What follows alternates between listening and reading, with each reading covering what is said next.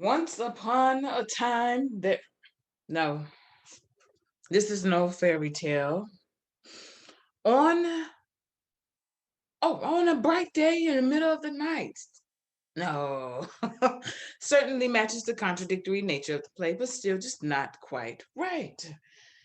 Well, let us start in a direct manner, shall we?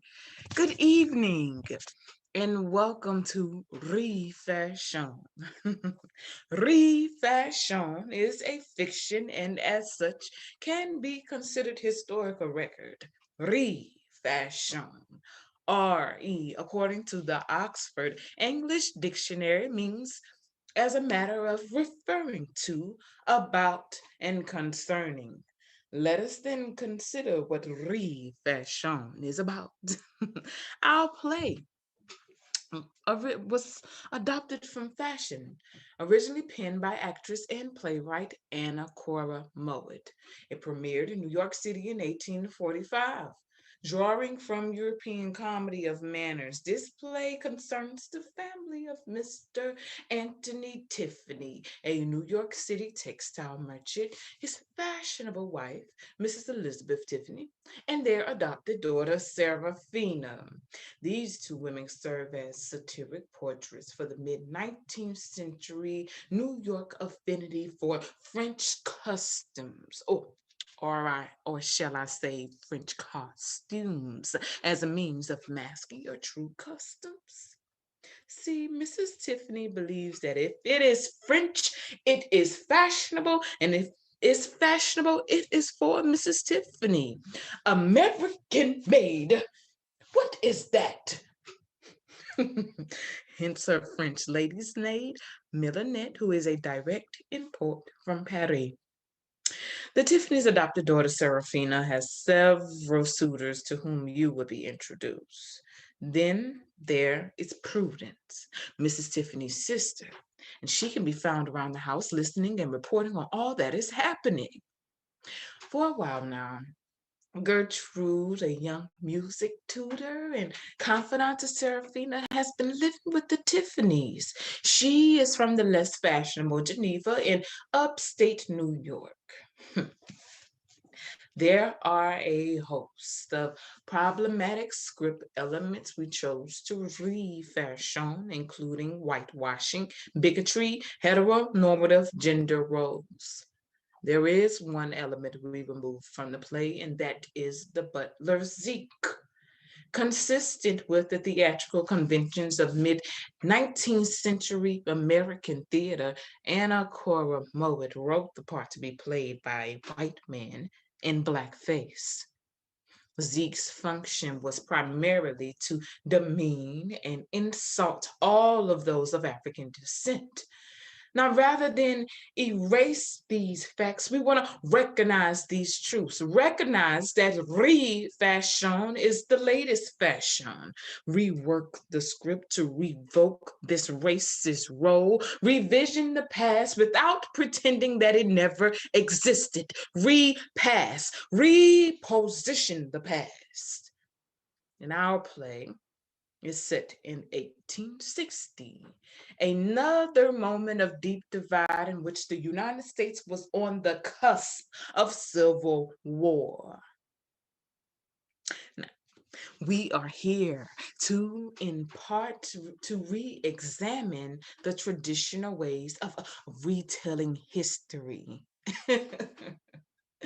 Refashion, rework, revoke, refashion.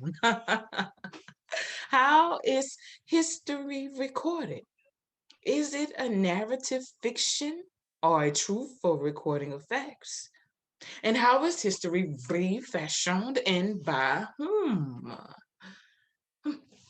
We'll consider how the casting plays a role in how we restage the past. See, historical record tells us that the original cast of Mowatt's Fashion was a group of all white, cisgendered, able bodied actors, which is the kind of casting we can typically recall in commercial theater and film today.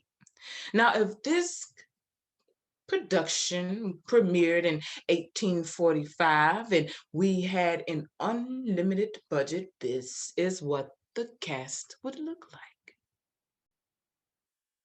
Now, rather than repeat these traditional modes of retelling history, we took this approach. In this often neglected play from our American past, our cast will reflect our present. African American scholar Anna Julia Cooper reminds us in a voice from the South, and I quote, in 1833, one solitary college in America decided to admit women within its sacred precincts. Gradually, other colleges fell into line. As individuals, we are consistently and inevitably, whether we are conscious of it or not, giving our real selves into our several little words, our own true ray to the flood of starlight, quite independently of our professions and masqueradings. And so, in the word of thought, the influence of thinking women far transcends her feeble declamation and may even seem opposed to it. End quote. This is indeed one of those times. Therefore, let us visit the Tiffany's household and search for that transcendence and the possibilities of reclamation. But who am I to revise this historical record? I am a raconteur who likes to take the apple from the bottom of the cart. I am one of the defiant few who dare to attain an education. I am RE, as in ready right now to turn over a new leaf. With all of you who dare to reconsider, then dare to rebuild, then dare to be reinformed, and then dare to coexist. I am Professor Reddy Turner. The rebuilding begins in the Tiffany's drawing room.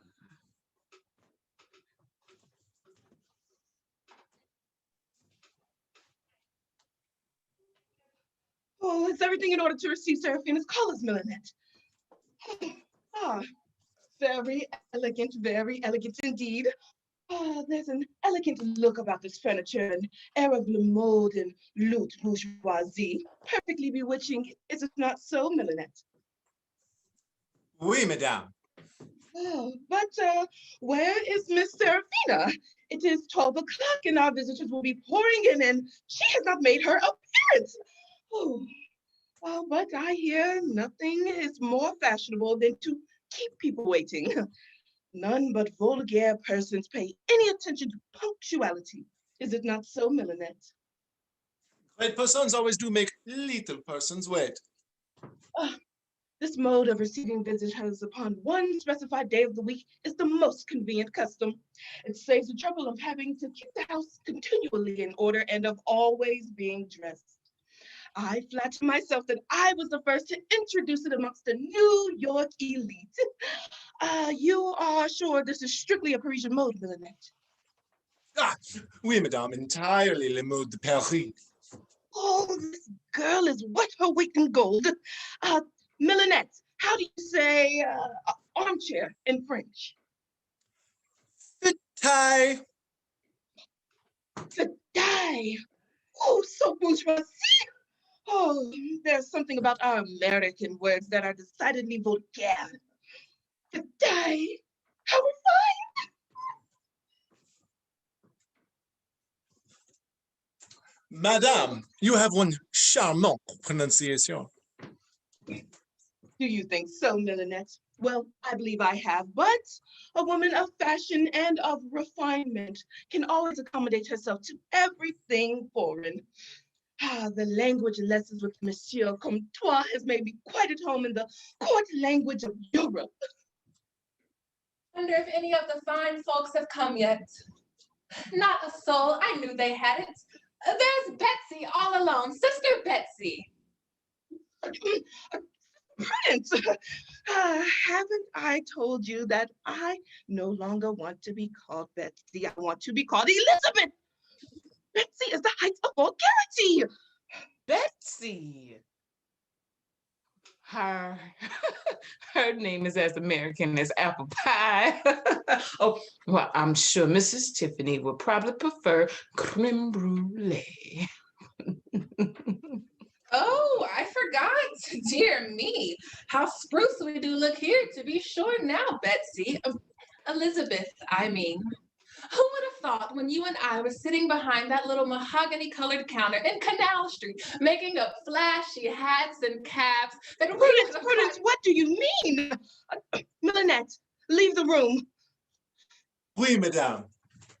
But I always predicted it. I always told you so, Betsy. I always said that you were destined to rise above your station. Prudence, haven't I told you that I no longer want to Betsy, speak on it the was subject? I that told you when we used to buy our silks and ribbons from Mr. Anthony Tiffany, Talking Tony, we used to call him, and you always put on the finest bonnet in our shop to go to his, and you stayed so long smiling and chattering. I always told you that something would grow out of it.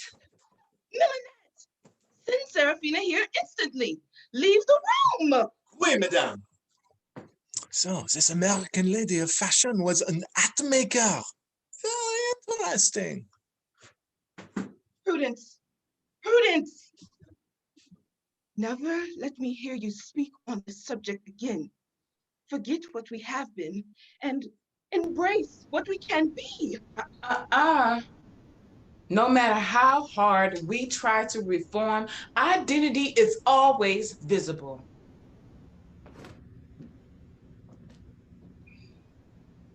Oh, how bewitchingly you look, my dear. Oh, Serafina. Does Millinette say that headdress is strictly Parisian?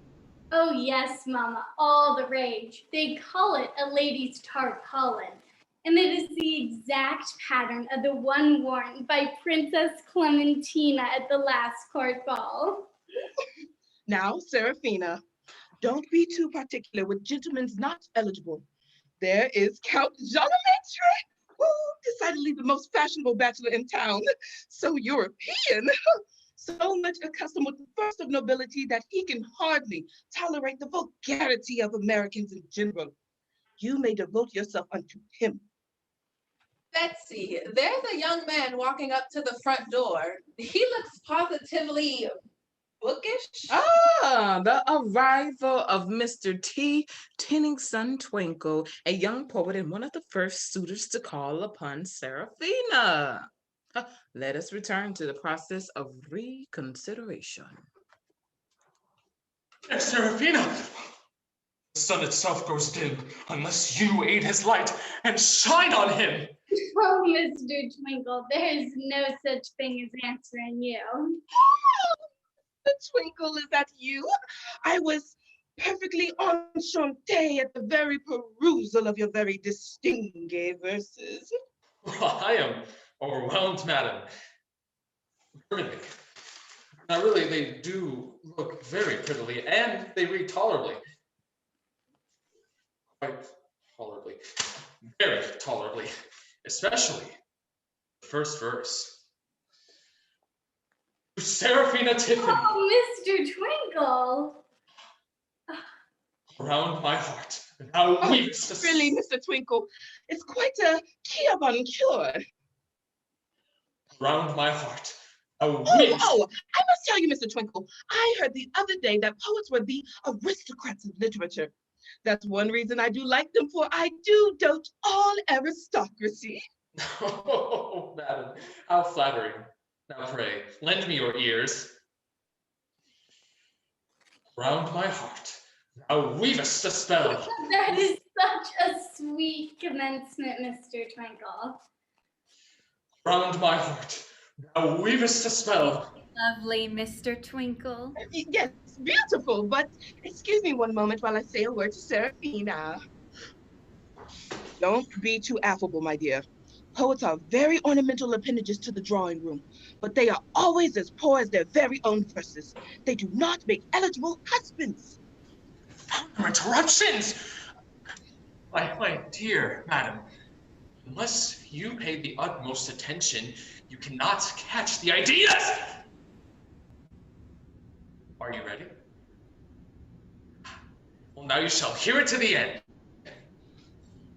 Around my heart, how weavest a spell. Exquisite versus Mr. Twinkle. Exquisite. Fair Seraphina, your smile of approval transports me to the summit of Olympus. Then I shall frown, for I would not send you so far away. Enchantress. Okay, pay attention all. Around my heart. Oh, No. that's it. Elizabeth. Now there's a dashing sort of gent. He looks like a duke or a count or some such refined type. When the aforementioned Count Jolimetray comes to call, the Tiffany's household reverberates with excitement. Round my heart thou weavest a spell whose magic I can never tell. Oh, Count Elementary, good gracious, Seraphina, my dear, are you all in order? Oh no, your dress is so tumbled. You must arrange it at once. Oh, this is terrible. Fina, my dear, remember now what I told you about the Count. He is a man of the highest. Oh, good gracious, I am so flurried, and nothing is more ungenteel than agitation. Oh, what would the Count think? Pray, Mr. Twinkle, stand out of the way.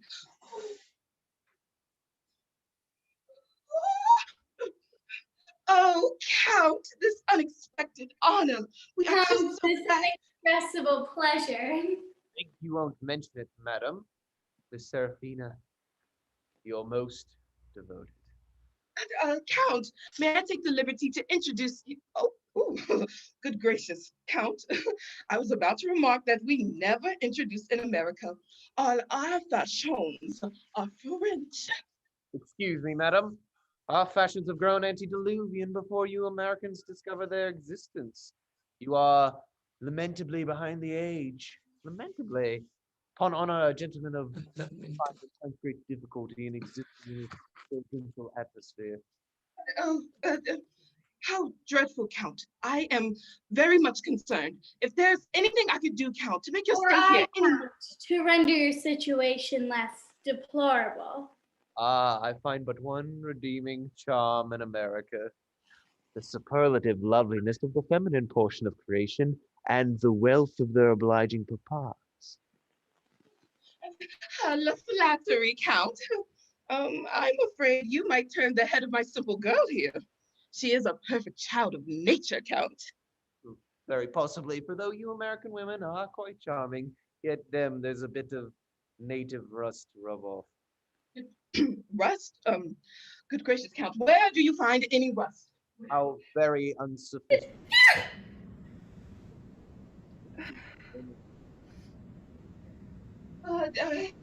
Count, I am so much ashamed. Pray excuse me, although a lady of large fortune in one, Count, who can boast of the highest connections. I do blush to confess that I have never traveled. While I assume you, Count, are at home in all the courts of Europe. Oh, oh yes, I believe I am pretty well known in some of the courts of Europe.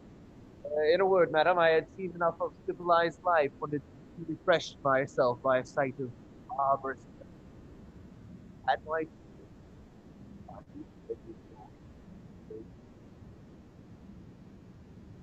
Oh, how complimentary to our country that you would choose New York. Oh, and Count, I have no doubt that you speak every conceivable language. You speak English like a native. like a native. Oh, yeah, yes, I believe I am something past 1 year and 8 months with the Duke of Wellington, 6 months with Lord Brougham, 2.5 with the Count d'Orsay, who all of them will madam, Oh, remember what we say, Seraphina. Forget what we have been, embrace what we can be. Oh, I am so wild to see Count d'Orsay. a mere milliner, or how would you say, a hat maker? Very little refinement out of Paris. Why, would you believe it, madam? At the very last supper given at Lord knows who, would you believe it, madam? There was an individual present who wore a black cravat and took soup twice. Oh, how shocking! The sight of him would have spoiled my appetite. Whew.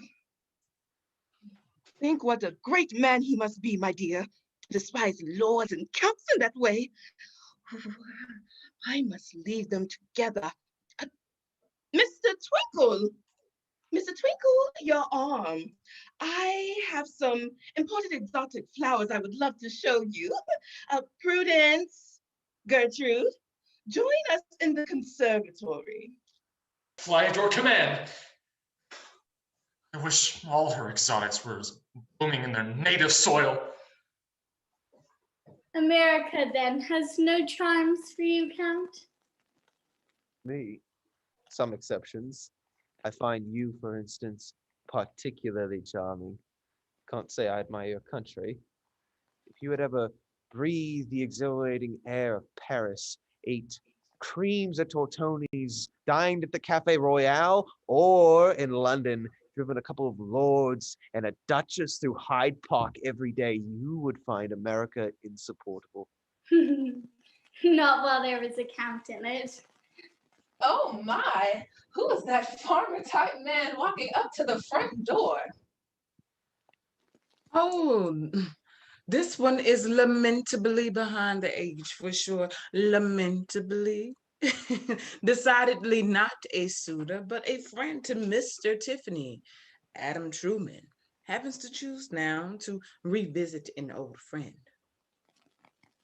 Oh, one of Miss Tiffany's vulgar acquaintances.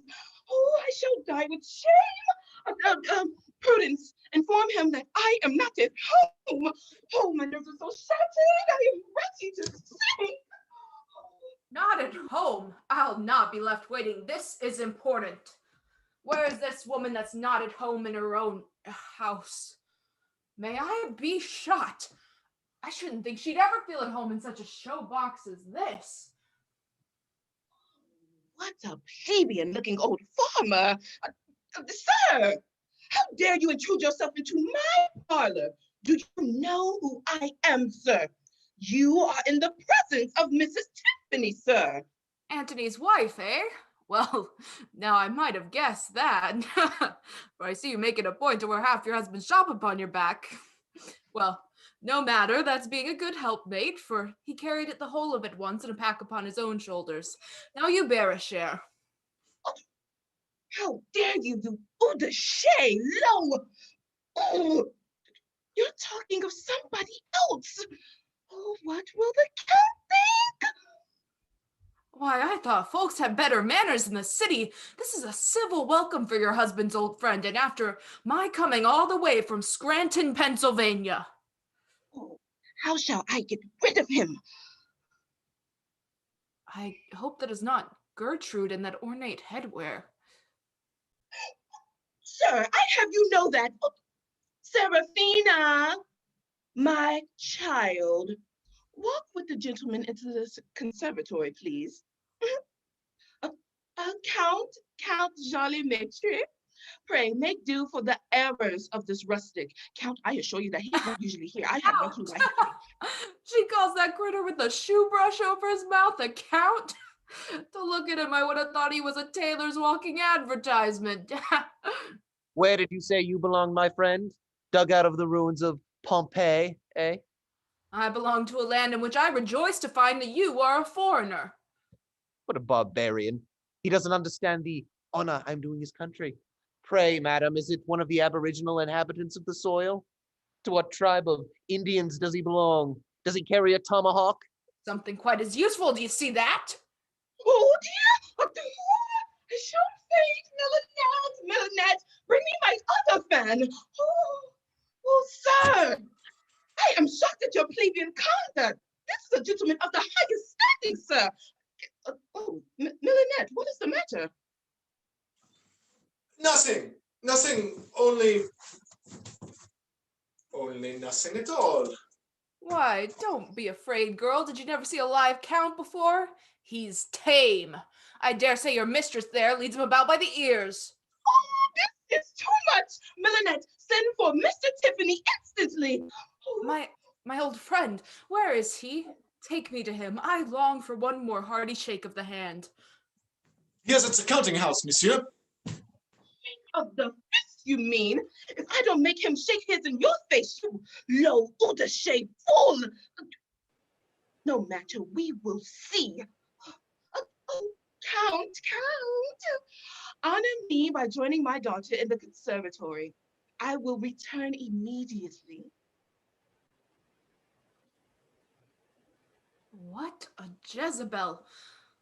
These women always like to play the very devil with a man, yet I don't believe such a damaged bale of goods as that has smothered the heart of little Antony. Oh, this way, sir. S'il vous plaît. S'il vous plaît. We'll see what fashion has done for him. Mrs. Tiffany and Seraphina only have eyes for fashion, and Count Jolimatre, he reeks of fashion, that is clear.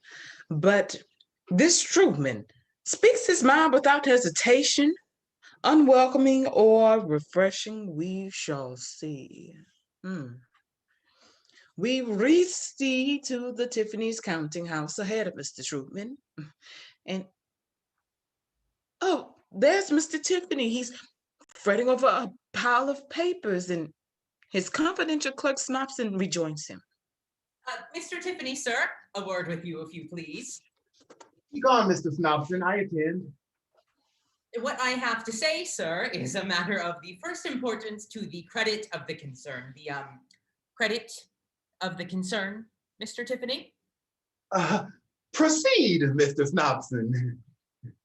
Sir, you've a handsome house, a fine carriage, servants, everything first rate, everything. Well, sir. My salary, Mr. Tiffany. It has been raised 3 times within the last year. Still, it is insufficient for the necessities of an honest man. Mark me an honest man, Mr. Tiffany. Honest. What a weapon he has made of that word. Enough. Another 100 shall be added. Does that content you? There is one other subject which I have before mentioned. Your adopted daughter. What's stopping you from letting the folks at home know at once that I am to be the groom? Villain! And must the only seal upon this scoundrel's lips be placed there by the hand of my daughter? Well, sir, it shall be as you desire. And Mrs. Tiffany shall be informed of your resolution. Yes. Enough said. That's the ticket. The credit of the concern is safe, sir. Oh, how low I have bowed to this insolent rascal. To rise himself, he mounts on my shoulders, and unless I can shake him off, he will crush me. Here I am, Antony. I told you I'd pay you a visit in your money-making quarters, but it looks as dismal in here as a cell in the state's prison. Oh, a state's prison? You are facetious.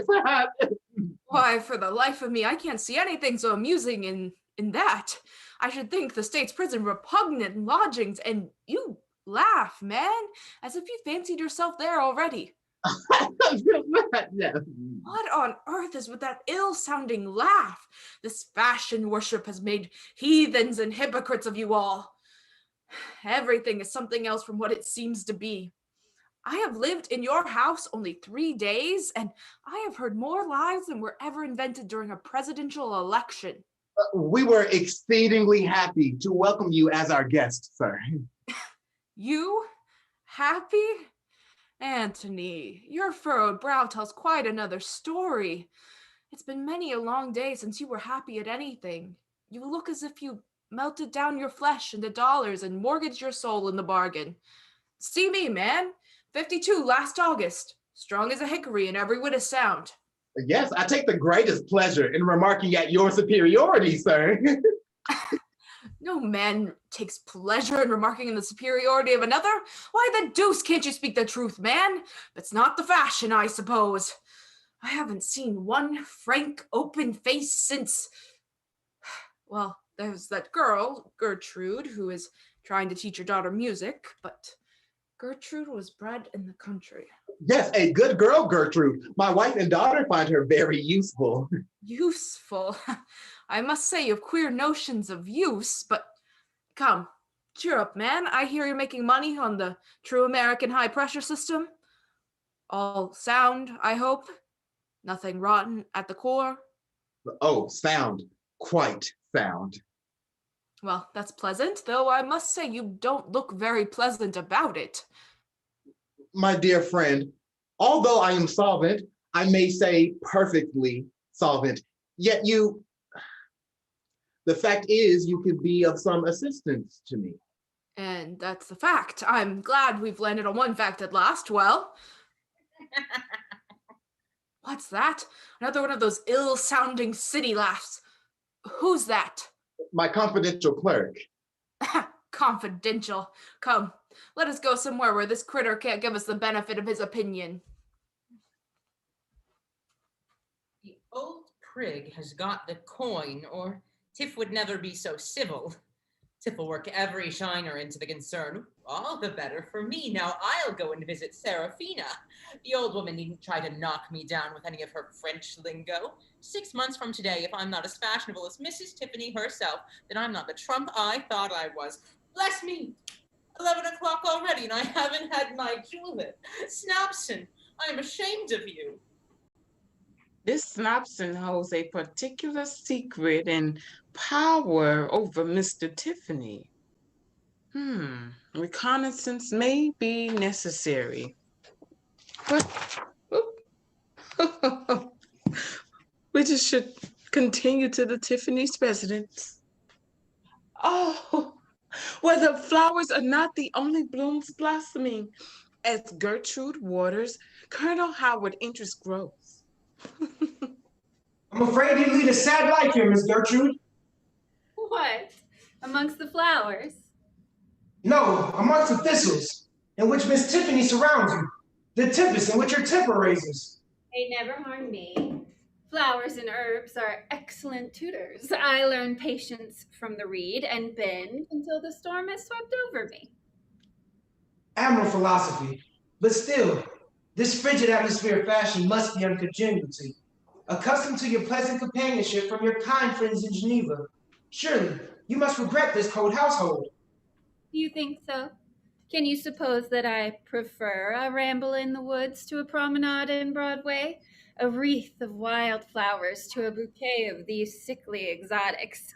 The odor of new-mown hay to the heated air of this conservatory? Or can you possibly imagine that I prefer the quiet conversation of my Geneva friends over the edifying chit-chat of a fashionable drawing room? But I see you think me totally destitute of taste.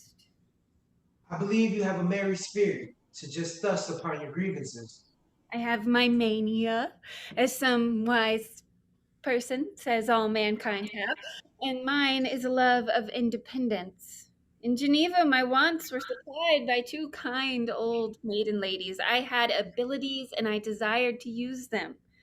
I came here at my own request, for here I am no longer dependent. Voilà tout, as Mrs. Tiffany would say. Believe me, I appreciate the confidence you repose in me. Confidence. Truly, Colonel Howard, the confidence is entirely on your part in supposing I confide that which I have no reason to conceal.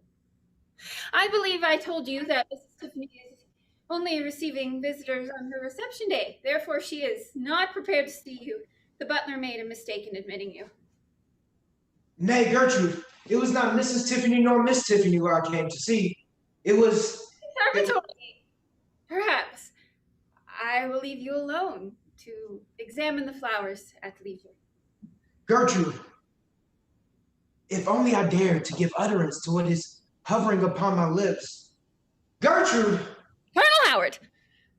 Gertrude, I must... Yes, indeed, you must. Leave me. I think I hear somebody coming. Mrs. Tiffany would not be well pleased to find you here. Pray, leave me. That door will lead you out onto the street.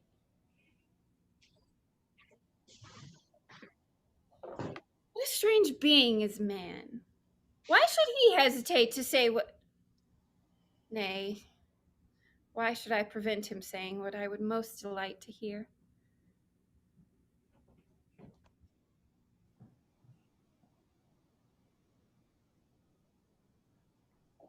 There she is, witching the creature.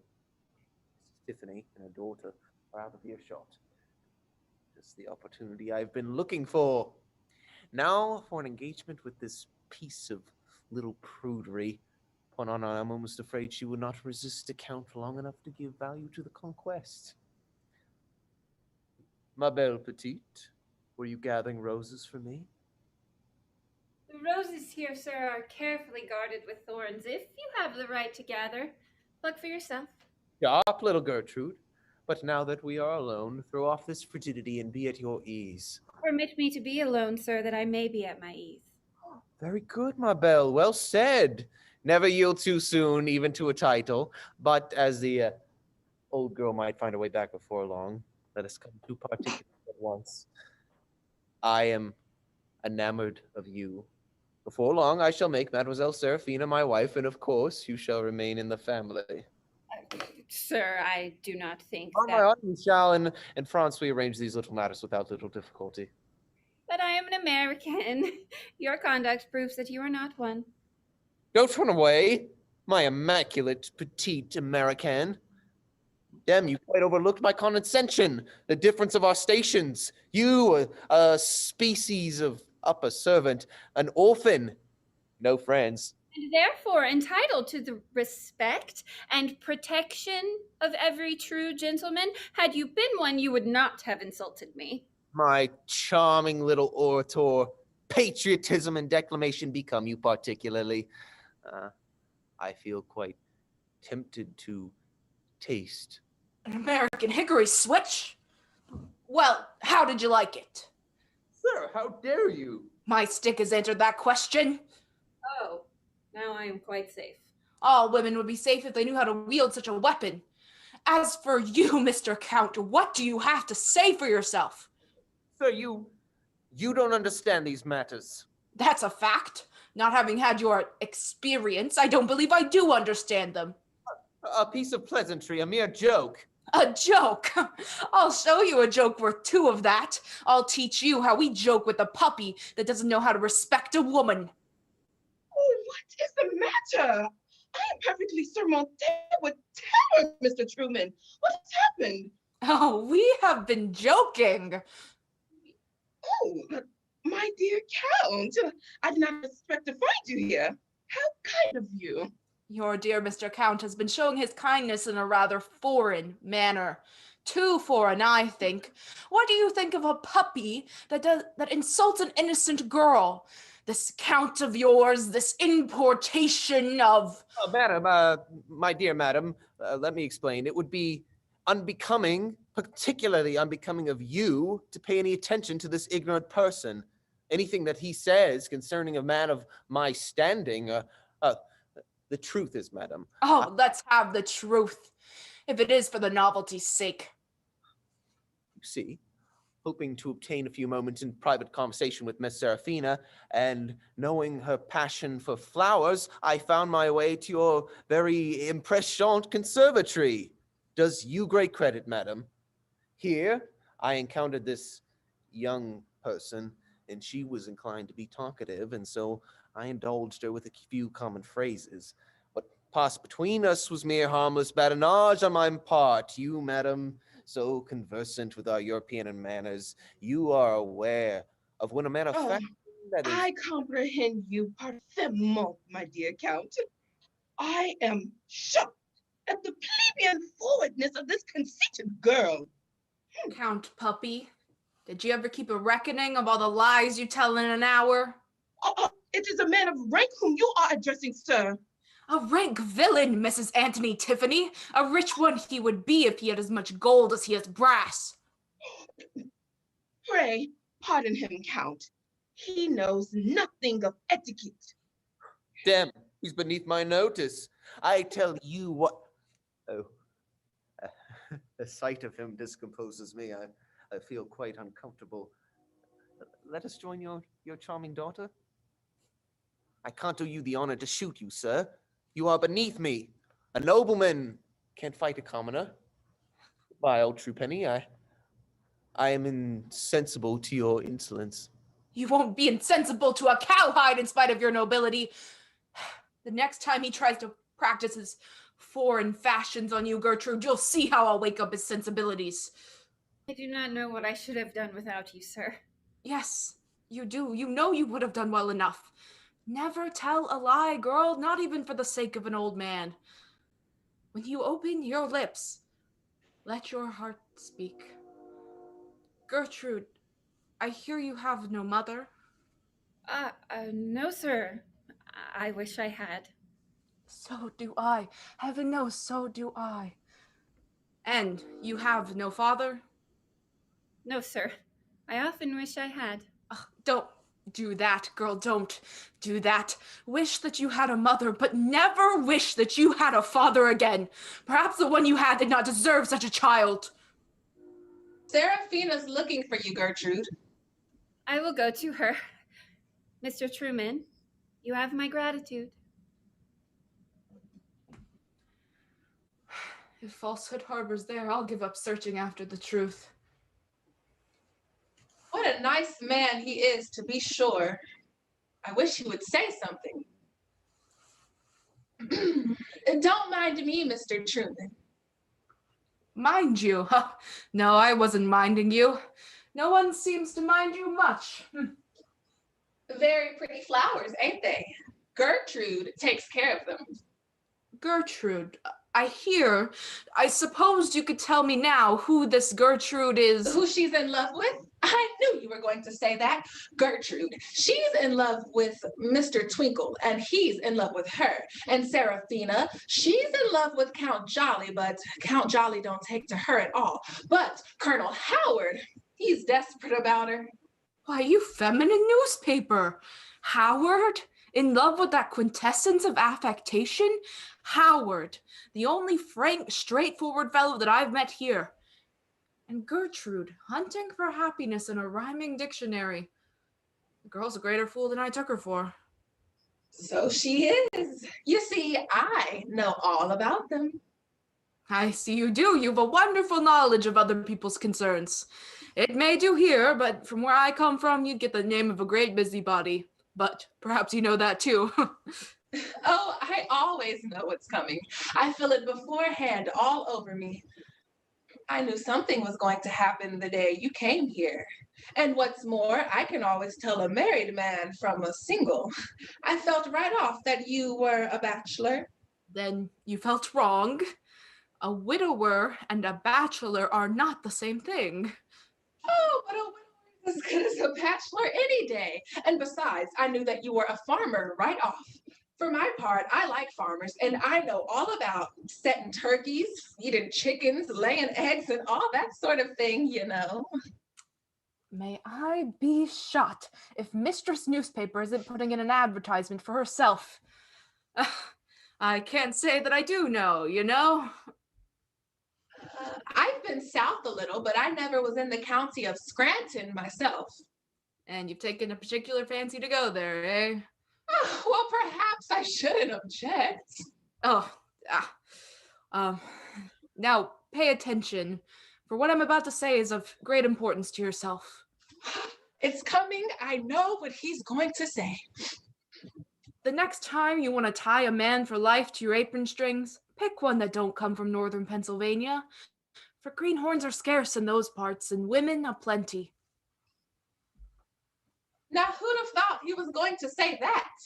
But I won't give him up. Reserve your energy, Prudence. He's highly unlikely to put out an ad in the feminine newspaper. That man's mind is elsewhere.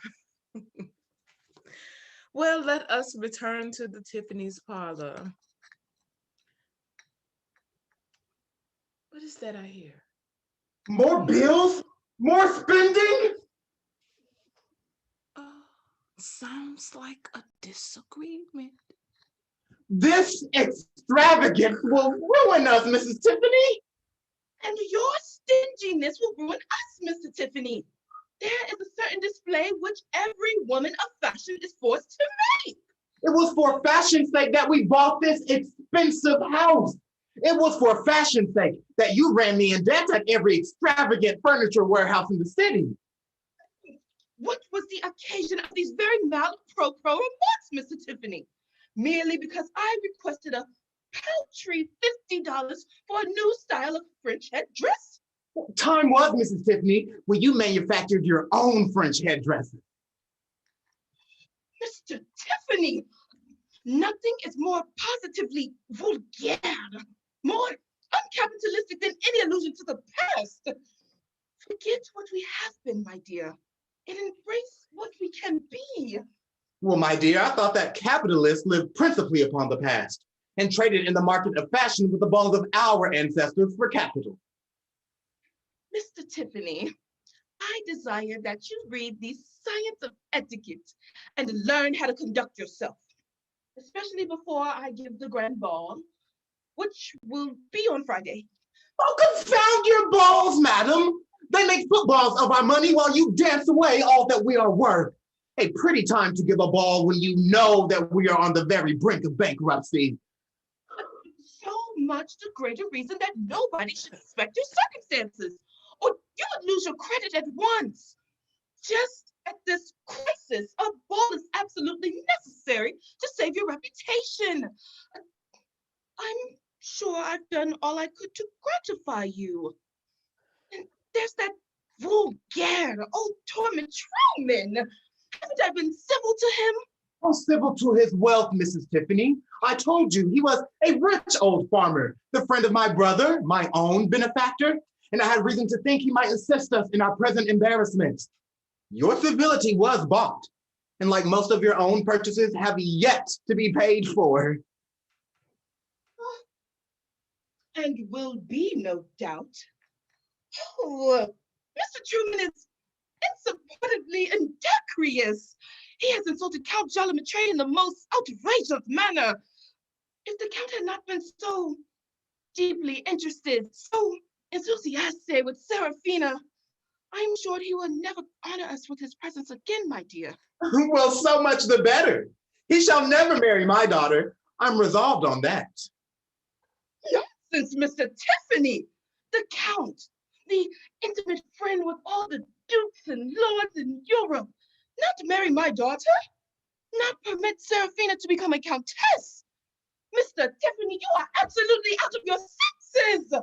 Well, that would not be very surprising, my dear, considering how many years I've been united to you. Modern physicians pronounce lunacy to be infectious. Oh, Mr. Tiffany, he is the most fashionable man in all of Fashion makes fools, but cannot feed them.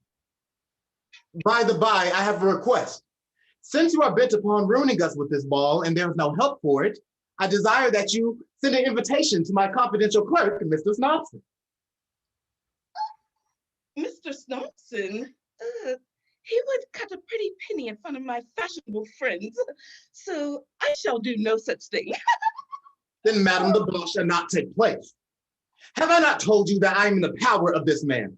That there are circumstances which you do not know, which you cannot comprehend, but which render it essential that you are civil to Mr. Snobson. Not you merely, but Serafina also. He is a more appropriate match for her than your courting count. Match for Serafina? Indeed. Mr. Tiffany, you are trying to make a faux pas. Snobson intends calling this morning. How do you do, Mar? Mr. Tiffany, how are you, sir? You're most excellent, sir. Bonjour, Mr. Snobson. Oh, to be sure. Very good of you. Fine day. Asseyez-vous, s'il vous plaît, Monsieur Snobson. I wonder what she's driving at. I ain't up to the fashionable lingo yet. What? Speak a little louder, Marm. Beyond ignorant. I presume Mrs. Tiffany means that you are to take a seat. Oh, how obliging of her, so I shall. No ceremony amongst friends, and likely to be nearer, you understand. Serafina. Miss Tiffany is not visible this morning. Not visible? I suppose that's the English for can't see her. Mr. Tiffany, sir, what am I to make by this defalcation, sir? I expected your word to be as good as your bond. Beg pardon, sir. I mean better, sir. Oh, have patience, Mr. Snobson. Gertrude, desire that my daughter come here. Yes, sir. Oh, I brought the old boy to his bearings, didn't I, though? Pull that string and he is sure to work right. You needn't make any stranger of me, Mar. If you've got any odd jobs about the house to do up, I shan't miss you. I'll amuse myself with Serafina when she comes. We'll get along quite cosily by ourselves. Permit me to inform you, Mr. Snobson, that a French mother never leaves her daughter with a young man. She knows your sex too well for that. How disobliging of her, but as we're none French, I shan't imagine that will be an issue. You have yet to learn, Mr. Snobson, that the American elite, the aristocracy, scrupulously follow French fashions. Not when they are foreign to their interests, Marm. For instance, your husband. Oh, there you are at last, eh, Miss Tiffany? Marm said you weren't visible, but we managed to get a peep at her, eh, Mr. Tiffany? I heard you were here, Mr. Snobson, and came without even arranging myself. You will excuse my negligence? Oh, of everything but me, miss. Well, I shall never have to ask your pardon for that, Mr. Snobson. Serafina, child, really? Walk this way, madam, if you please.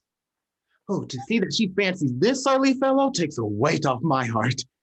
Oh, Mr. Tiffany, it is not at all appropriate to leave a young girl with such a mess.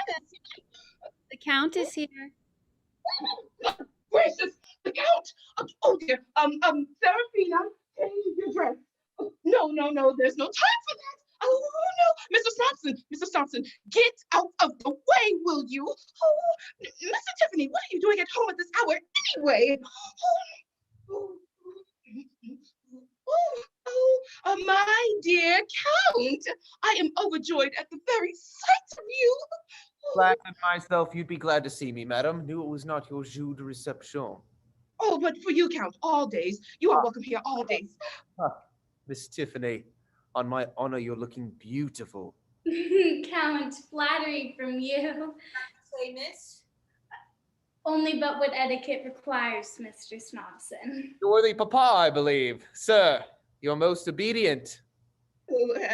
I hope that we shall have the pleasure of seeing you Friday evening, Count. Really, madam, my engagements so numerous and you Americans take offense so easily. But Count, everybody expects you at our ball. You are the principal attraction, of course. Oh, Count, you must come. Since you insist, Miss Tiffany. Oh, I am so thankful. How can I repay your condescension? Mr. Snobson, will you walk this way? I have such a cactus in full bloom. It's a remarkable flower, really. Mr. Tiffany, pray, come here. I have something particular to say. Oh, then speak out, my dear. I thought it was highly improper just now to leave a girl with a young man. Oh, but the Count, that is different. Ah, I suppose you mean to say there's nothing of the man about him. I thought I heard the Count arrive. Madame, I have brought the scarf for mademoiselle. Oh, very well, Milinette. You know what best is proper for her to wear. Mademoiselle, permettez-moi. Perfide. If mademoiselle will stand tranquille un petit moment. Mr. Count, I must speak with you today. Before you leave, you find me in my chambre. Prends garde. What is that you say, Milinette? I said, the scarf make mademoiselle look very beautiful. Je vous salue. Not a moment to lose. Miss Seraphina, I have just received a letter from my friend, the Earl of Ayrshire, who, the truth is, the Earl's daughter, I beg you won't mention it, has distinguished me by a tender penchant. Oh, I understand. And they wish you to return and marry the young lady. Oh, but surely you will not leave us, Count. If you bid me stay, I shouldn't have the conscience. I couldn't afford to tear myself away. Say but one word. Say you shouldn't mind being made a countess, and I'll break with the Earl tomorrow. Oh, Count, this surprise. Oh, but don't think of leaving the country, Count. Yes, I do consent. I thought she would. Enchanted, rapture, bliss, ecstasy, and all that sort of thing. It must be kept a secret. If the rumor of our engagements were to be whispered abroad, the Earl's daughter, the delicacy of my situation, oh, you comprehend. It is even possible that, my charming Miss Tiffany, that our nuptials must take place in private. Oh, that is quite impossible. Oh, it's the latest fashion abroad, the very latest. I knew that would determine you. Can I depend on your secrecy? Oh, yes, believe me. Why, Seraphina, haven't you a word to throw to a dog? Oh, I suppose she hadn't, after wasting so many upon a hound. Madam, the new carriage has arrived. Very well, Milinette. My hat.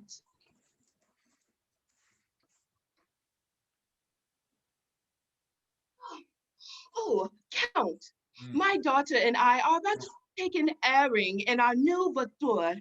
Will you honor us with your company? Madam, I have the most pressing engagement, a letter to write to my friend, the Earl of Ayrshire, who's at present residing in the Isle of Skye. I must bid you good morning.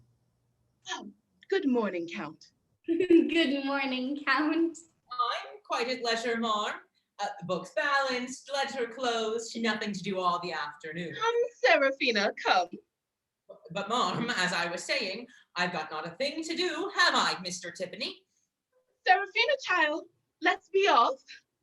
Oh, Mr. Snobson. Bonsoir. Swear?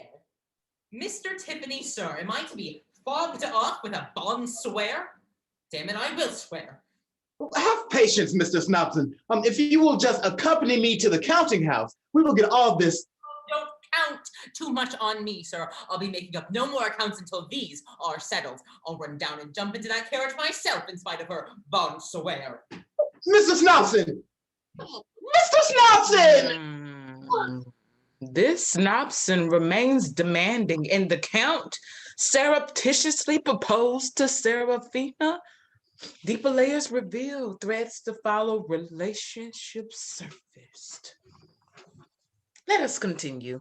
As prearranged, Milinette receives the Count, and their rendezvous takes place in her chambers. I have sent the butler to watch for him. He promised he would come so soon as Madam's voiture drive from the door. If he does not come, but he will. He must.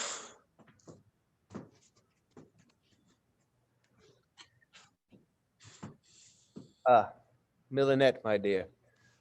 From here! For what you leave London? Why you leave me? And I love you so much. When you were sick, you almost died. Did I not stand by you? Did I not take care of you? Never allude to disagreeable subjects, mon enfant. I was forced by uncontrollable circumstances to fly back to the land of liberty. What did you do with all the money that I give you? The last sou that I had, did I not give you? I dare say you did, my petite. Don't ask any questions now. I can't But when? When? You will not deceive me. Not anymore. Deceive you? Never. I will tell you when we shall meet. This Friday, Madame is giving one grand ball. You will come, sans doute. Then, when the supper is served, you steal away and you meet me here in my room, and you will give me one grand explanation. Friday night, while supper is serving, parole d'honneur, I will be here. I will explain everything. My sudden departure from London, my countship, everything. Now let me go. The family should discover us. They Cover more than you think it advisable for. Mon Dieu! Mademoiselle Gertrude! Miss Gertrude, let me explain. Nothing is more natural than the situation in which you find me. I am inclined to believe that, sir. Upon my honor, that's not fair. Here is Millinette will bear witness to what I'm about to say. Oh, I have not the slightest doubt of that, sir. You see, Millinette happened to be lady's maid in the family of the Duchess of Abercorn, and I chanced to be a particular friend of the Duchess. Very particular, I assure you. Of course, I saw Millinette, and she saw me. Oh, wait, I saw quite a lot of him. Well, it is a remarkable fact that being in correspondence with this very Duchess at this very time is sufficient, sir. I am already so well acquainted with your extraordinary talent for improvisation that I will not further tax. Mademoiselle Gertrude, have pity. Do not betray us. Silence, Millinette. My word has been doubted. The word of a nobleman. I shall inform my friend Mrs. Tiffany of this young person's audacity. His own weapons alone can foil this villain. Count! Perhaps the least said about this matter, the better. The least said? Oh, she's coming around. Couldn't resist me. Charming Gertrude. What? What is that you say? My sweet, adorable Millinette. Hold your tongue, will you? I will not. If you do so, look at her from out your eyes one more time, I will tell all. I could never manage two women at once. Jealousy makes a dear creature so spiteful. The only valor is in flight. Miss Gertrude, I must bid you good morning. Millinette, morning fond. Adieu. One more word for you. Stop! Stop! Friday night, while supper is serving, he is to meet Millinette here and explain what? This man is an impostor. His insulting me, his familiarity with Millinette, his whole conduct prove it. If I tell this to Mrs. Tiffany, she will disbelieve me, and one word may set this so-called Count on his guard. To convince Serafina could be equally as difficult, and her rashness and infatuation may render her miserable for life, and me a governess in the Count's household. No, we shall be saved. I will devise a plan to open their eyes.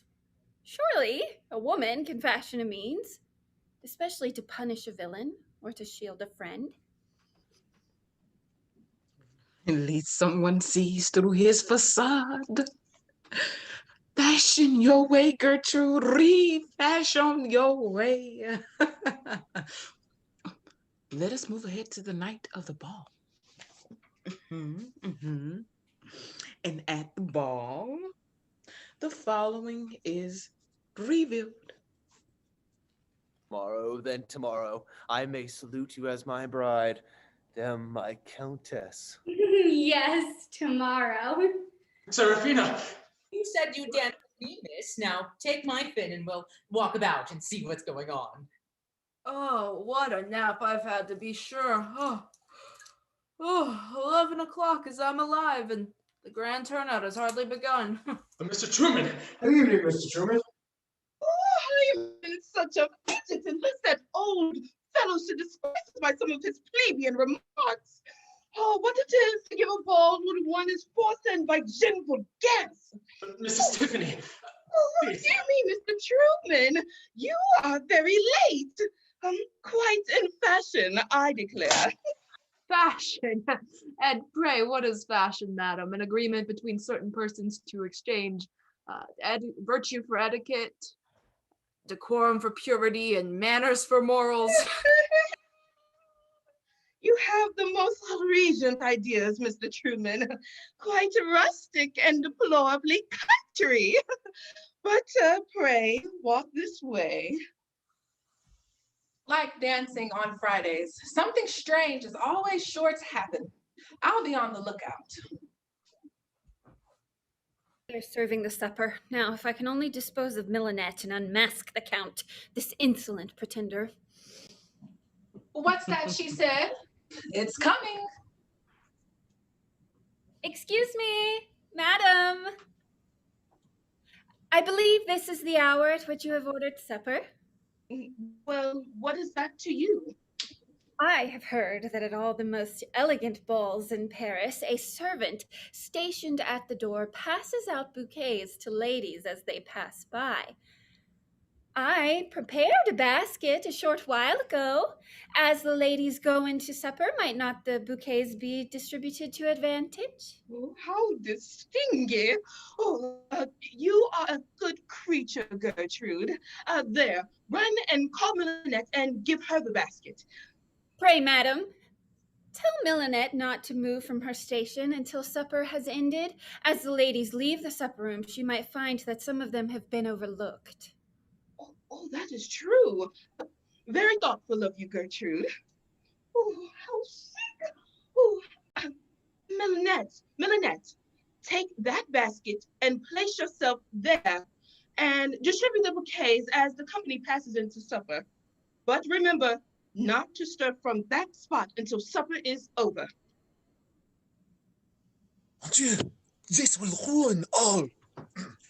Madame, the custom in France is to present les bouquets when the guests first arrive, long before the supper. To do this now would be outre, barbare, not at all la mode. When they first arrive, that is the custom.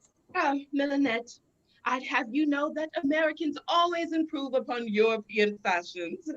Now here, take that basket and let me see that you do it in the most unique and genteel manner.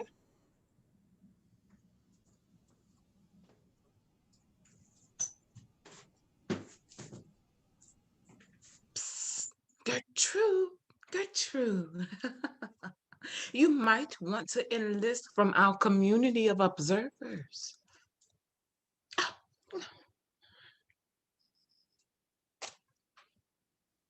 Please, you there, go into the supper room and whisper to the Count that all is ready and he must make his appointment without delay. What can she want of the Count? I always suspected that, Gertrude, because she is so merry and busy. Mr. Truman thinks so much of her, too. I'll tell him this. There's something wrong, but it all comes of giving a ball on a Friday. How astonished dear old Truman will be when he finds out how much I know.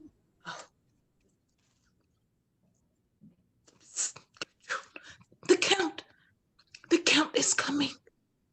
Remember to keep watch outside of the door. Do not stir from your spot outside of Milinette's room. When I call you, come in quickly with a light. Now, will you be gone? I think I hear the Count's step. If I can but disguise my voice and make the best of French. Milinette, where are you? How am I to see you in the dark? Hush, parlez pas. Come here, my little croissant, and give me a kiss. No, no. Make haste, I must know all. You're not used to be so deuce particular. Come over here. I know they went this way. What shall I do? Ruined. Uh-oh. They're coming here. Milinette, why don't you speak? Where can I hide myself? Where are all your closets? If only I could get out or get in somewhere. Fortune's favorite, yet I'm safe. Here they are, the Count and Gertrude. I told you so. And see what a lie you told. Prudence, how dare you create this disturbance in my house? And to suspect the Count too, a nobleman. My sweet Gertrude, this foolish Oh, old you woman would needn't say talk. any... I heard Gertrude make the appointment. I know the Count's here, or he's been here. I wonder if she hasn't hid him away. You're what I call a confounded, troublesome, meddling, prying church bell. I told you so. Thunder and lightning. Little minx! Gertrude, no, this must be some horrid mistake. The villain, I'll hunt the truth out of him if there is any. Count, you first made acquaintance with my stick a few days ago. I think it was time you were better known to each other. Madam, my dear madam, keep off that old ruffian and I will explain. Madam, with all your knowledge of European refinement, your knowledge of European customs, you... Oh, Count, I hope it ain't a French custom for nobility to shut themselves up in the dark with young women. We think such things dreadful in America. Damn, hear what I have to say, madam. I am perfectly innocent in this affair. Upon my honor, I am. That young lady shall inform you that I am so herself. Madam, I was summoned here, malgré and not knowing who I was to meet, I found... You know who you were on your way to. Did you summon him here, Gertrude? I did, but he was here, madam. I won't believe it, I can't. Mrs. Tiffany, Mr. Truman, if you'll but have patience, I can explain everything. You have taken from an old man something better and dearer than his patience. The one bright hope of 25 years of self-denial. Gertrude, get out of my house! You attaché! You ruin! You will corrupt all of my family. Never let me see your face after tomorrow. Pack! Gertrude, I've striven to find some excuse, to doubt, to disbelieve, but this is beyond all endurance. I could not come any sooner. Mon Dieu, what does this mean? Hold your tongue, fool. You'll ruin everything. I will explain tomorrow. Mrs. Tiffany. Madam, my dear madam, let me conduct you back to the ballroom. You see, I am quite innocent in this matter. A man of my standing. Oh, you comprehend the whole affair. Oh, I will speak with this Count tomorrow. Mr. Truman, I beseech you, I insist upon being heard. I claim it as a right. Right? How dare you have the face, girl, to talk of rights? You have had more rights than you thought for, and you have forfeited them all. All right to love, respect, protection, and not a little else that you don't dream of. Go. I'll go to Scranton tomorrow. I've seen enough of what fashion can do. Dear man, how he takes on. I'll go and console him. Is this too much? How heavy a penalty of my exploits cost me. The Colonel's esteem, my home, my... Is that music? They are dancing. I should be weeping. Pride had not sealed up all my tears. In order to create coexistence, one must first hone the acts of listening, seeing, and considering from another point of view. When we began this play, we were in search for transcendence and the possibilities of reclamation. Now that we near the end of the play, we consider what led to this point. The next morning, Gertrude, she attempts to reproduce her versions of last night's events, to revise historical record, from Mrs. Tiffany's drawing room desk. How shall I write to them? What shall I say? How can they comprehend the motives for my actions? I have no time to lose. I must prepare them for my return. What true pleasure there is in daring to be frank. Not so frank either. There's one name I cannot mention, that they should suspect should despise me. There she is. If only that girl's soul had been as fair as her face. Yet she dared to speak the truth. I'll not forget that. A woman who refuses to tell a lie has one spark of heaven in her still. Gertrude, what are you writing there, girl? Plotting more mischief, eh? I'm writing a few lines to some friends in Geneva. The Wilson sisters. Are you acquainted with them, sir? I shouldn't wonder if I was. I suppose you have taken great care not to mention the dark room, the foreign puppy in the closet, that sort of thing. I have no reason for concealment, sir, for I have done nothing of which I am ashamed. I can't say much for your modesty. I shouldn't ask you to say more than I deserve. There's a bold minx. Since my affairs seem to have excited your interests, I will not say curiosity. Perhaps you even feel a desire to inspect my correspondence. So I will.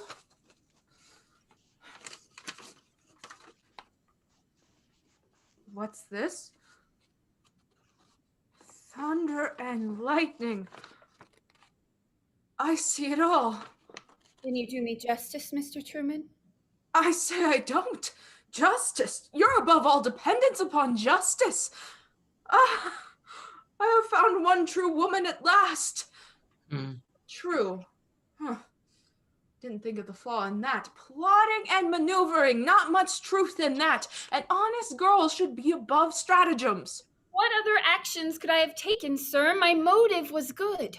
That's not good enough. Your actions must be good as well as your motives. My plan was an imprudent one, but I could not devise it. I hate devising.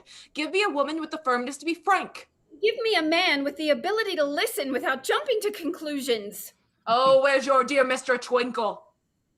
I know all about it. Can't say I admire your choice in a husband, but there's no accounting for a girl's taste. Mr. Twinkle? Indeed, sir, you are quite mistaken. No, really? Then you're not taken with him?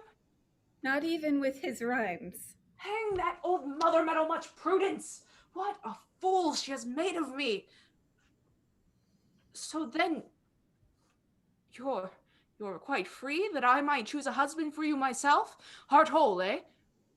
I trust there's nothing unsound about my heart. I tell you, an evasion is a lie in contemplation. Out with the truth, is your heart free or not?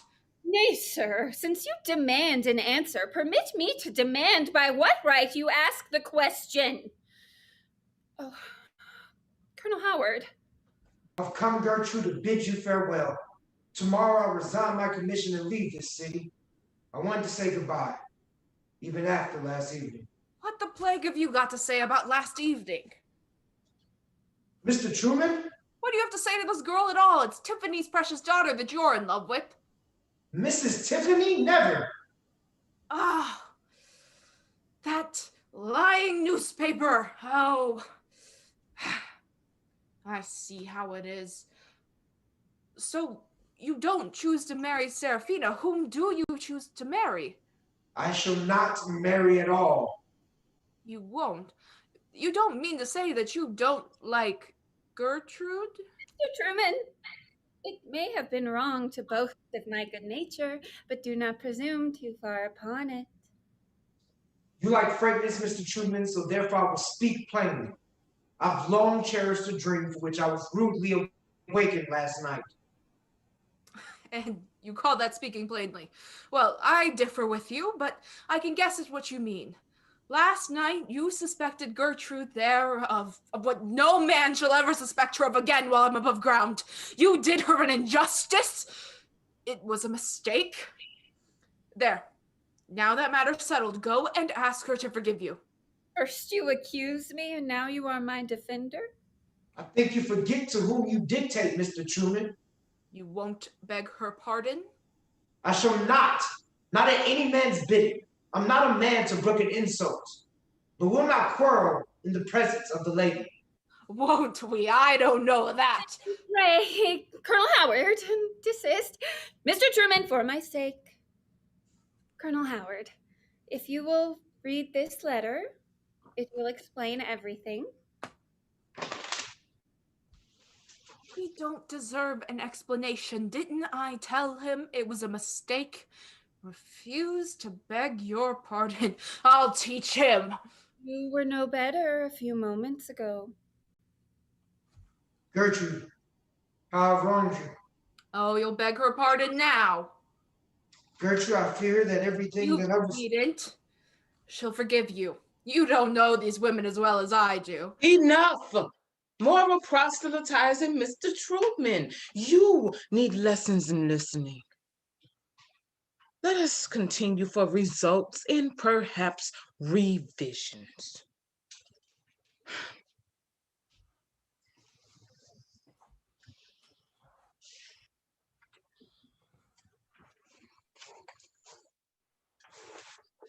Nothing is more plebeian, more ungenteel than fretting over one's bills. These bills will be our ruin. Now listen, as soon as I What shall we do? Such a misfortune, such a disaster. Oh dear, oh dear. Oh, Prudence, what is the matter? Well, such a disgrace to the whole family. But I always expected it. Oh dear, oh dear. Prudence, will you tell me what has happened? I can't. You'll feel so dreadfully. How could she do such a thing? But I expected nothing else. From the moment you adopted her, expected nothing else. Prudence, will you tell me what's happened? Oh, Betsy, that your daughter should have come to that. Dear me, dear me. Oh, Seraphina, what has she done? What has happened to her? Oh, something dreadful, shocking. Speak quickly, plainly. You torture me by this delay. Prudence, be calm, speak. The butler just told me he carried her traveling trunk himself. She gave him this note to give to you. Oh, Prudence, what does she want with her trunk? Seraphina's gone. Gone? Where? Off, eloped with the Count. Dear me, I always told you she would. She did what now? Oh, then we are ruined. Ridiculous girl! Oh, and she might have had such a splendid wedding. Oh, what could have possessed her? Oh, the devil himself possessed her, for she has ruined us past all redemption. Prudence, are you sure they are gone? Didn't I tell you so? Just look at this note. Well, let me see it.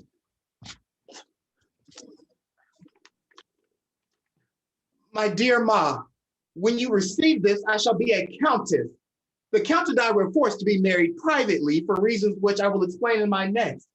You must pacify Pa and put him in a good humor before I come back. Though now I'm to be a countess, I suppose I shouldn't care, undutiful hussy. We are going to make a little excursion, and we'll be back in a week. Your dutiful daughter, Seraphina. Well, a man's curse is sure to spring up at his own hearth. Oh, why, Mr. Tiffany, how you do take on.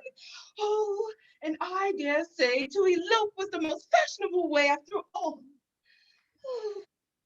Where are all the folks? Here, Antony, you're the man I'm after. Why, what's the matter? Mr. Truman, such intrusions are highly improper. What would my daughter, the Countess, say? The Countess? Oh, madam. Yes, my daughter, the Countess de Jolimetre. Oh, no wonder you are surprised after your bourgeois conduct. I have told you already, Miss Gertrude, that you were not a proper person to enjoy the inestimable advantages of my patronage. You are reject. Do you understand? Discharged. Have you done? Very well, it's my turn now. Antony, perhaps what I have to say don't concern you as much as some others, but I want you to listen to me.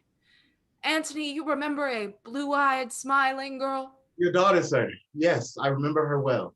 I never saw her to forget her. 30 years ago, I found myself the richest farmer in Scranton, Pennsylvania. This cursed money made my girl an object of speculation.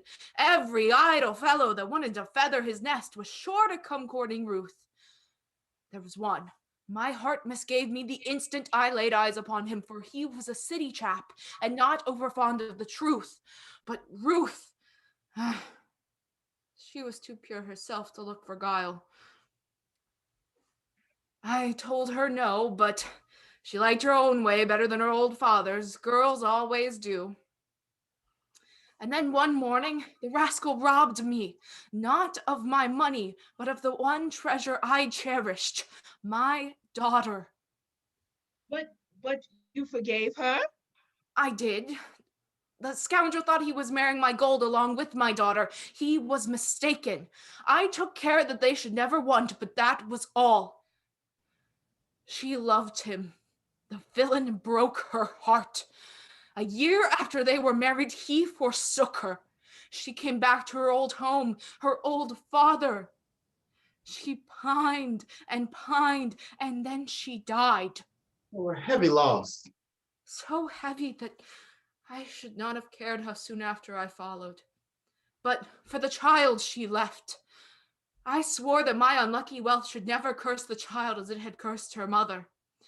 The girl, it was all I had left to love, but I sent it away. She was brought up tenderly but humbly by my wife's relatives in Geneva. There she was taught true independence, capacities, and to use them. I swore that money would never buy her a husband, for I would not claim her until she had made her choice and found the man that loved her for herself. She turned out a rare girl. I think it's time her old grandfather claimed her, and here he is to do it. And there stands Ruth's child, Gertrude, my child. That explains such odd behavior. Oh, but I knew it. I always said Gertrude would turn out somebody after all. Oh, dear me, Gertrude, and the heiress. My dear Gertrude, I always thought you a very charming and quite unique girl. An heiress, La Via Estebelle. Oh, I shall give her a ball. Oh, I'll introduce her into society myself. Of course, an heiress must make a sensation. I'm too bewildered to wish her joy now. Ugh, the gulf between us is wider than ever. Oh, not too wide, Colonel. Build that bridge. I swore that I would never claim her until the man who would love her for herself found her. I believe I have found that man. Gertrude's yours. With all due respect, sir, I believe she had already found me. Gertrude, my love, will you have my hand? Like my grandfather, I rejoice in speaking true. And truly, I love you, Howard. Now I may rejoice in having found a grandparent and a true love. All the single folks are getting married. No, they are not. You and I are single folks, and we're not likely to be getting married. My dear Mr. Truman. Oh, my sweet, sweet Gertrude. When my daughter, the Countess, returns, she will be delighted to hear of this denouement. Madam, where is Seraphina? The Countess de Jalametre, my dear, is at this very moment on her way to Paris. I hope you are only jesting, madam. Oh, excusez-moi, my dear. My daughter had this morning the honor of being united to the Count de Jalametre. But he's an impostor. Oh, gracious Gertrude. How can you speak of a man of rank that way? An heiress, my dear, should have better manners than that. Oh, the Count. Oh, madam, that monster! He break my heart. I will tell all. Milanette, what's the matter? He promised to marry me, and now the butler say he has run off with Mademoiselle Serafina. What insolence! This girl is mad. Count Jean-Maitre? Marry my chambermaid? Oh, he is not one count, not at all. That is just a title he go by now. His real name is Peter Goss Treadmill, and he is from New Jersey. Peter Gus Treadmill from Jersey. He is not one Frenchman, not at all, though he did spend one long time in London and Paris. First, he lived with Monsieur Vermicelli. There, he was the head cook. Then, he lived with Monsieur Ernest, the barber. Then, he lived with Monsieur le Count Frippenfond, and there he was the Count's valet. There, now that I tell all, I feel one great deal better. So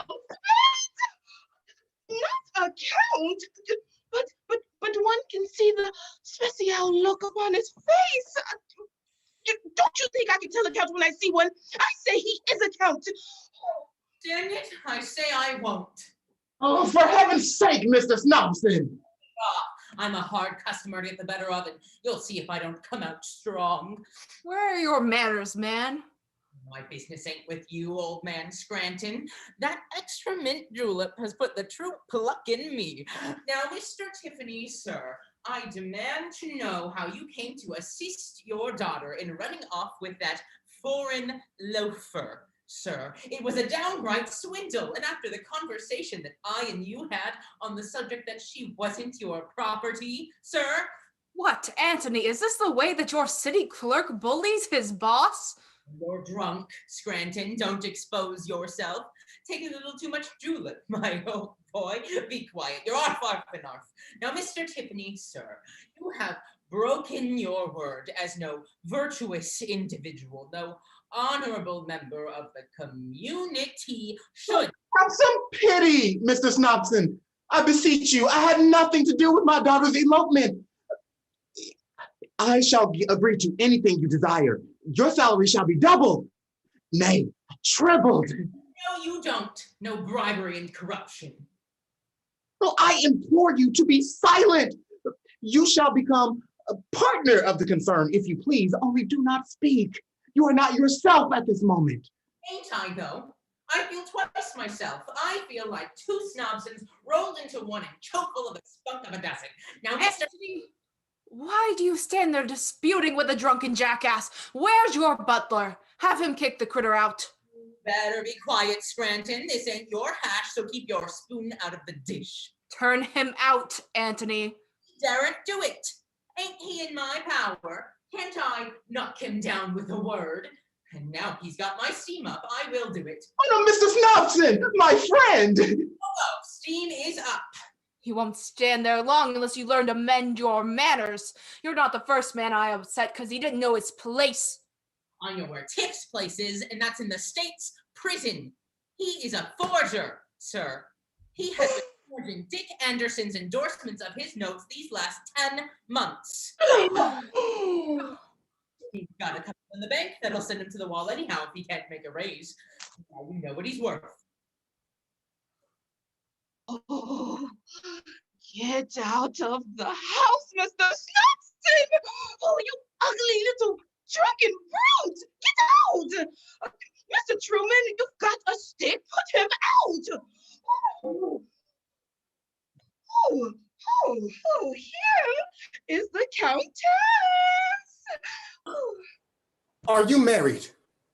No, I'm not married quite yet. Oh, thank heaven. Oh, why did you come back, dear? Well, the clergyman wasn't at home. I returned for my jewels.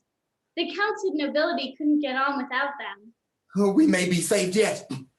Serafina, my child, you will not see us ruined. I've been a kind father to you, at least I have tried to be. although your mother's extravagance has made a madman of me. The Count is an imposter. You seem to like Mr. Snobson. Marry him. Save us. You, Mr. Truman, you will be my friend in this hour of extreme need. You will advance the sum which I require. I pledge to return it. Oh, my wife, my child, who will support them where I? Oh, the thought makes me frantic, but you had a child yourself. Did not sell her. Shame on you, Antony, to put a price on your family. Oh, but save me for my brother's sake. Mr. Truman, grandfather, I should say, save him. Do not embitter our happiness by allowing this calamity to fall upon another. Enough. I did not need your voice, child. I will But settle who these said matters. we needed your voice to settle the matter? Let us hear from someone else, shall we? Where's the fire? If I recall correctly, sir, you have been aware of Mr. Tiffany's forgeries. I'm not quite sure who you are, but you've hit the nail. Old chap saw that I was up to him 6 months ago, left off throwing dust into my eyes. Oh, he did. He did. He made no bones of forging Anderson's name in my elbow. Forged at your elbow, you saw him do it. I did. Repeatedly? Repeatedly. Then you rattlesnake, if he goes to the state's prison, you'll take up your quarters there too. You are an accomplice, an accessory. The deuce, so I am. I never thought of that. I must make myself scarce. Tiff, I say Tiff. The drunken old rip has got us in his power. I say let's give him the slip and be off. Oh, they want men of genius in the West. We're sure to get on. You can set up for a writing master and teach copying signatures. And I can give lectures on temperance. You won't come? No? Then I'm off without you. Goodbye, Scranton. Which is the way to California? There's a debt your city owes me. Now let's see what other nuisances we can abate. Antony, I'm not given to preaching. Oh, you're not. Therefore, I shall not say much on what you have done. I can see by your face. The crime has come along with its punishment. Indeed, it has, sir. In 1 year, I have lived a century of misery. I believe you, and I will assist you upon one Oh, condition. my good friend, my first ever kind friend. Only name it. You must sell your house and all these gewgaws and bundle your wife and daughter off. Bundle them away. Oh. There, teach them economy, true independence, and home virtues, none of these foreign follies. And as for yourself, continue your business, but let moderation be your counselor, honesty your confidential clerk. Mr. Truman, you have made existence once more precious to me. My wife and daughter shall quit the city tomorrow, and we'll go to the country. Serafino, we ought to be off. There he is now. Peter, mon cher. Oh, now that we are together, we will never part. Oh, don't frown, Peter. Don't frown. From forward to account, and for the etiquette of fashionable society, admit that you are an impostor. Imposter? Why, you abominable little donut. Your lovely friend has told us all of it. The cook, the valet, all that sort of thing. Come, confess. Something may be done for you. Well, then I do confess that I am no count. But really, ladies and gentlemen, I may commend myself as the most capital cook.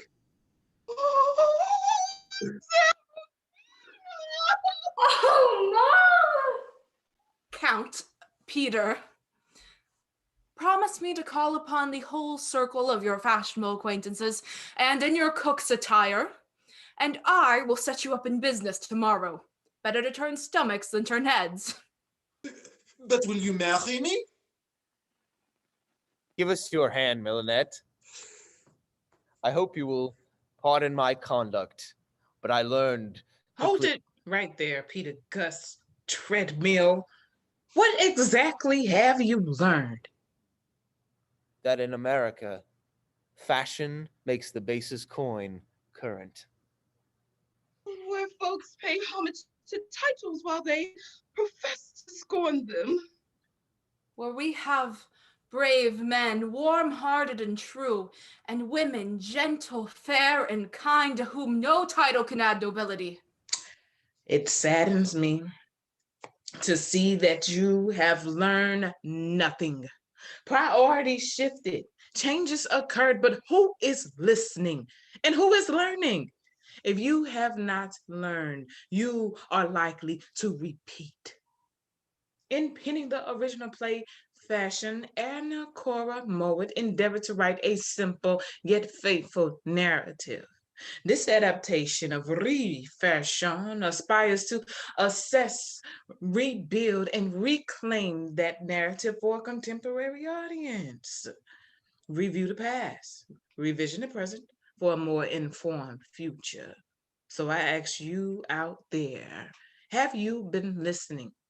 Has this adaptation been received? Reflect and respond on what you have learned.